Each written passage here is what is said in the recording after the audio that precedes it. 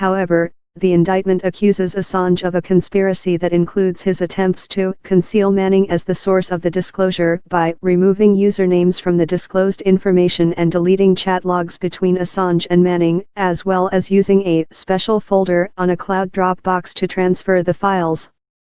These tactics, including concealing the identity of a source and facilitating secure transfer of documents, are tactics utilized by many journalists and news organizations, including through the use of end-to-end encrypted message platforms like Signal, and secure file transfer systems like Secure Drop. While the indictment against Julian Assange disclosed today charges a conspiracy to commit computer crimes, the factual allegations against Mr. Assange boil down to encouraging a source to provide him information and taking efforts to protect the identity of that source, wrote Barry Pollock, one of Assange's attorneys, in an email to Newspulse News. Journalists around the world should be deeply troubled by these unprecedented criminal charges. There are additional sealed charges against Assange, the source told Newspulse News.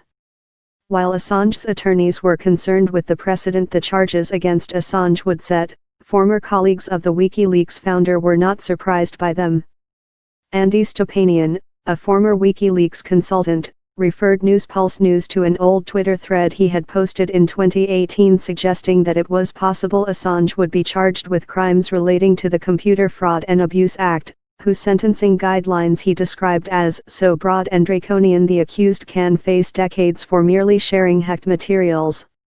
Stepanian told Newspulse News he spoke to people interviewed by the DOJ, who said they were asked about computer intrusion topics that the government has publicly focused on, 2010 cables and war logs, connections to other hacker figures including Jeremy Hammond, Lult's SEC and others, as well as the Vault 7 disclosures of CIA hacking tools.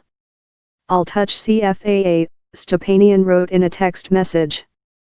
The arrest and extradition were made possible because Ecuadorian authorities chose to expel Assange from his diplomatic safe haven by withdrawing his asylum status.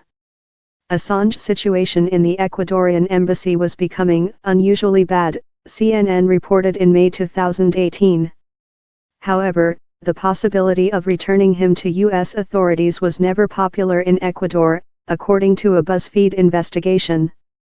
Lenin Moreno, elected president of Ecuador in 2017, was under increasing pressure from both U.S. and Spanish authorities to push him out.